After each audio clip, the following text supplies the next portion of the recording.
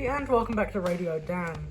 Now, devoted fans might recognize this test instrument from the last video, where I measured my last dipole, and then trimmed it too far, and then said I was going to build a new one.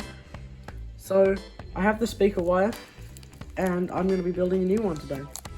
So you can follow along with this video too. I'll put links to all the products I used down in the description. They're not going to be affiliate links, just linking to the products. So I'm using this speaker wire I found from Bunnings. It's just 2-core 0.5mm speaker wire. I'm using this, it's got banana plugs on top and then a BNC cable on the bottom, and it's slightly melted, but that's fine. And this BNC female to female adapter, so I can attach this into here, and then attach that onto the end of my feed line. And then the other end of my feed line goes not into the front BNC socket, because I didn't like it protruding out the front, but into the rear. I have the SO239 socket, and I have a PL259 to BNC on there, so I can have all the feed line going out the back of the radio and going up to the antenna.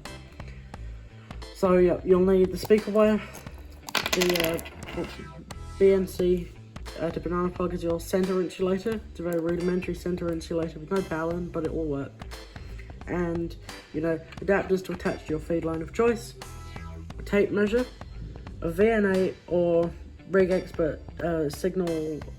It's not signal stick. The Rig Expert antenna analyzer or other antenna analyzer of choice. I just prefer this VNA because it's got a lot more features that you can use for other things as well. And you'll need a knife, maybe some scissors, and another knife, I guess. So now I'll get into the dipole itself. So I've unwrapped the speaker wire now, and I'm gonna get ready to cut it. So it's gonna be a dipole antenna we're making today, obviously, which is a half wavelength antenna. So for the 10-meter band, that means these wires need to be a total of about 5 meters long each, 5 meters total length of the dipole. Cut that in half, that's about 2.5 meters per each leg, or per each leg of the dipole. But note how this is 2 wires stuck together, so we only need to unravel about 2.5 meters of this anyway. I am going to, however, cut just a bit long, just so we have the extra room to trim it down to the band. So I'm going to cut a length, because this is the speaker cable. So I'm going to cut back 2.5 meters or 2.6 meters perhaps. So we get 2 perfectly identical lengthed 2.6 meter conductors, which will make then the conductors for our dipole by screwing onto here. Now I've cut a length of speaker cable, about 2.8 meters, just so we have quite a lot extra to cut off. It's always better to cut it longer and then trim it later, because it's a lot harder to add wire back onto the dipole than it is to take it away. Hence why I had to scrap the other one, start making a new one. So I'm gonna now split the wires apart, so we have 2 evenly sized. They'll be perfectly even sized wires. So they're already they're made to split apart.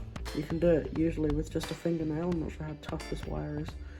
Maybe we'll need a bit of assistance from a knife. But that's still, the wire's not too tough itself, so it's very easy to kind of just cut away just the end. So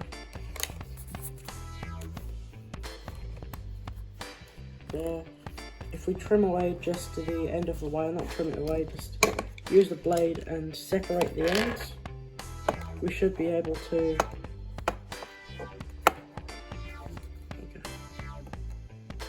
get the blade, get it in between the gaps there, push down a bit. We don't need to push down too hard or cut too much there. So that should be separated enough now.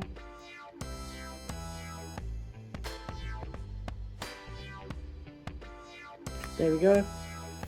So now I've separated the cables just a bit on the end, you can see there. So now I'm going to pull them apart nice and quickly and long. So There, see, they're split apart very easily, like this.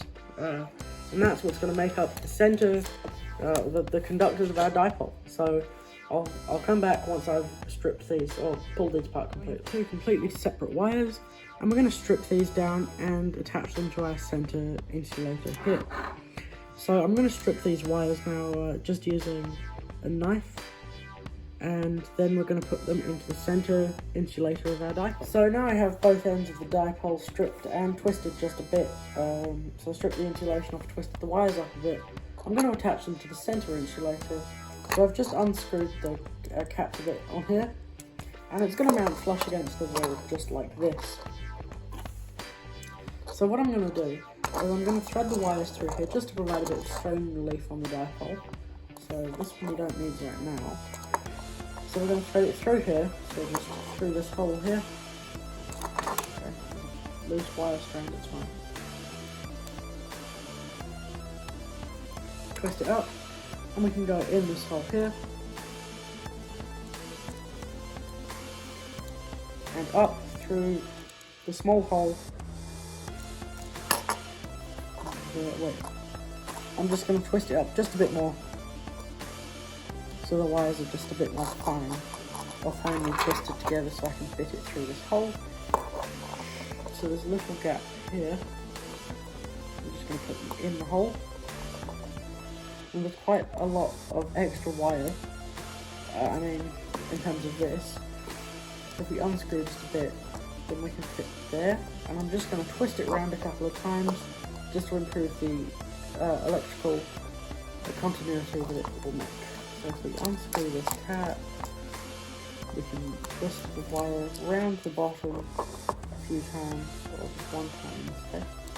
Twist it around, tuck it back, and clamp this down again, as far as it will go without, breaking the wire or damaging it. Shouldn't be for a while. And then just pull it tight so this wire provides some good strain relief there.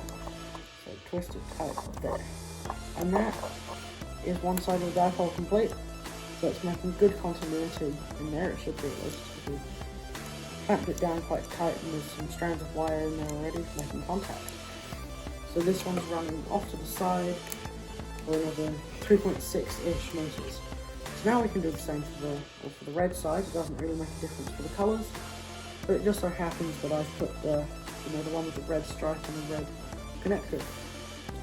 So we'll do the same thing here. We'll go through the back.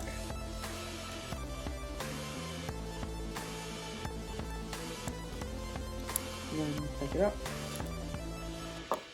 Unscrew this a bit more. Go through the hole. Tighten just a bit. Go through the hole on this one. There we go. Just starting to poke out the other side. Blocking the camera.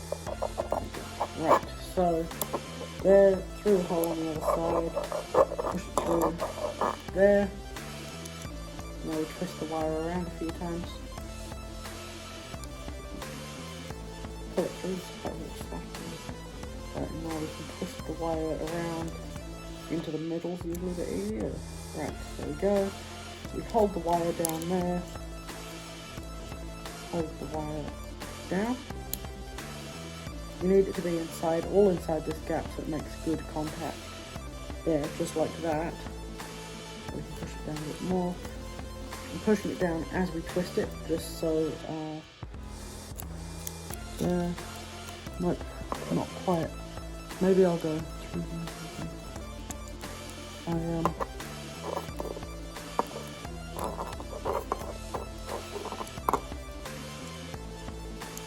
twist it back this way. There, through the middle. Grab hold of it there. Right, so it's done. Clean it up. And screw it down, clamping it nice and tight. And that's making a good strong physical hold on there. Tighten them both down all the way. And there is the most of our dipole complete. Now we just need to cut it and tune it and mount it to the wall. So that's what I'm going to be doing next with the help of my phone. So I have my wires going into my center insulator, this BNC adapter connecting the center insulator to my feed line, and now I'm employing my father to attach it to the pins that were previously on the wall. So now he's going to stand on the chair, hopefully not fall off. Okay. Now we're pinning it just to the edge of the wall, and it might fall because this wire is slightly thicker than last time. And we have to do it section by section because it's quite thick wire, and also we'll have to trim it, so we'll have to move the pins as we go along as well.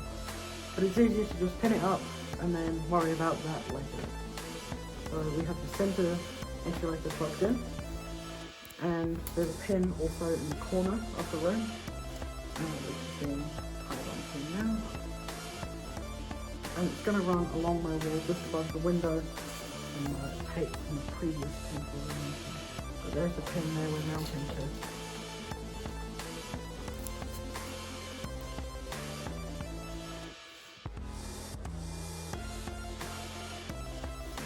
Is it in that corner? Yeah, it's in that corner. And now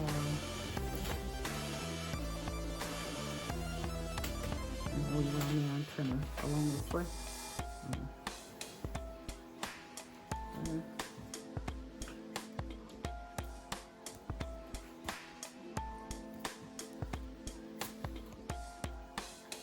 There, so that's fine there, and we can, put a piece of tape there to hold it up temporarily, and then okay, I have the tape down here.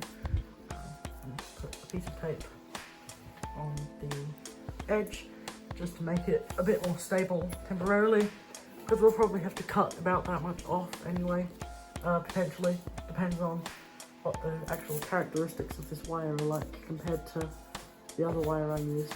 So there we go. That's up temporarily on that side, and now we just have to do the same thing for this side, which is going to be slightly more difficult.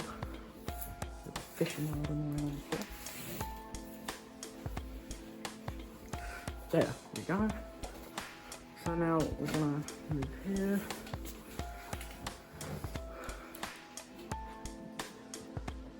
Pin my antenna up. And that side too. And then attach a piece of tape finally to permanently, or temporarily, kind of permanently keep it up there while we measure it on the VNA, which I'll teach you how to use and calibrate, at least for this SWR measurement scenario. With the dipole pinned up on the ceiling, I'm using the VNA set to SWR mode, and I'm going to be making a different video about how to use this. But I have the SWR meters set up here, and I have the start and stop frequencies to span the 10 meter band. I'm using the same two adapters I use on my UV58 Plus to attach the big antenna here. So I have the BNC to SMA, and the SMA female to female, to connect into this pink patch lead. It goes into the VNA. So I've already done a bit of trimming, and I've been able to get the SWR down to 3.4 to 1 at 28 megahertz and 6.8 to 1 at 29.7. Now I can definitely get this a lot lower, but that's a good starting point. What this means is that we need to cut more off. So, as a general rule of thumb, if the SWR climbs, as the frequency becomes, it's either higher or lower, I can't remember which way it goes. What I mean is, as the number itself, like the 28 or the 29.7, as it becomes closer to 29.7, if the SWR is climbing, that means it's too long. But if it's the other way around, and the SWR is higher at this end than it is at this end, that means you've cut too much off and need to attach some extra bits of wire. Like I did with a previous dipole, I put some short bits of wire on each end and got the SWR reasonably low, or lower than it was at least, down from about 7 to 1 to about 4 to 1. So what I'm going to do now is I'm going to keep trimming these pieces off the end in short lengths, you know, no longer than about 10 centimeters. And I'm doing lots of short trims because if I do the short cuts, then I can see it slowly drop and I don't want to cut too far. So I'm going to keep trimming and I'll get back to you once I've made the next cut. So I've made another cut and the SWR has dropped enough that it's showing on the graph now. SWR is affected by the environment, so if I, for example, touch the adapters here, then the SWR drops. It goes a bit crazy. But I'm measuring it just to the wall here. So one dipole won't fit all walls, and I don't mean in physical size here. I'm meaning in terms of measurements, because, you know, all walls are different, and even if you want to do it outside, it's going to be different. So you just need to keep trimming and, you know, use a bit of trial and error and see what works, see what doesn't. So I'm going to get back to you once I've made the same cut on the other side, because what you do on one side, I like to do to the other to even out. Now I've made the same cut on the other side. We have an SWR of 2.5 to 1, roughly. That's just on this end of the band though. And I think by trimming more off, we wouldn't be compromising this end of the band too much. But I think if we trim some more off, we can affect this side positively and bring the SWR down in the middle and make a nice graph with a big curve on it. So we have a dip in the middle and then reasonable SWR on the side of the band. So I'll get back to you once I've cut a bit. This here is a prime example of SWR is affected by the environment. So the dipole's just running down here, it's kind of just sat on the side, running vertically down. And I don't really want to keep it in a position like this. But the SWR is actually perfect or thereabouts, just by sitting here, lying on the side of the bench. Now this pattern of radiation would be quite unusual. It wouldn't be a perfect pattern of radiation, but I mean, neither is that really. We can have a dipole that wraps around and hits the floor. No, I'd still preferably like it to be strung against the wall up the top. So I'm going to keep trying and hopefully we can emulate or imitate these results. Right, so now I've cut even more off and I've got this kind of curve forming and this is all really good, you know, it's under 3 to 1 for all of this part of the band, but then it becomes, you know, 3.2 at the top end of the band. But I think I'm going to risk cutting just a bit more off, you know, only maybe 2 centimeters off of just that side. See there, I'm going to cut maybe 2 centimeters off of that side, just to see if I can get this any lower. I might cut a bit off of there as well. I'm not sure. I'm gonna try, but I'm only gonna cut a small bit off at the time because I don't really want to risk losing the whole antenna or making it unusable on the whole band. So yeah, I'm gonna try out that just cutting a small piece off of each side, just a little nibble, and see what this graph is looking about as good as I can get it. So the top end of the band at 28 megahertz exactly has an SWR of 2.9 to 3, 2.9 to 1, which is just under 3, so it's still acceptable. And then we come down, you know, in the middle, we don't go any higher than that, 2.9, 2.8, 2.9 at the start. See, and then that's where it naturally points, point of resonance, I guess, you know, it's the lowest SWRs there. Still acceptable all across the band though, and that's looking very good. And then at the end of the band, it's got a 2.8 SWR. So I think I've trimmed this antenna perfectly, or about as perfectly as I can get it with what I have, and it's going to do pretty well. I'm not sure how to make contact on 10 meters or where, but I'll have to look into that and maybe make a new video about making contacts with this antenna. So I've done some very fine tuning, and I've managed to get the SWR down at the start of the band to about 2.8 to 1, and then there's a big dip here, and then, you know, still reasonable, about 2.9 to 1 at the end of the band. So this is a very, or a relatively efficient antenna. It never goes above 3 to 1, which is very good. So this is going to be my antenna setup from now on. I'm going to use this as my dipole for 10 meters. Next, I need to learn how to actually make a contact on 10 meters and where to try to make a contact. So maybe that's the next thing I'm going to be working out for myself. So For now, this has been a Radio Dan video. 7-3s, thank you very much for watching. Hope you found this enjoyable and entertainable. Not entertainable, educational. Thank you, 7-3.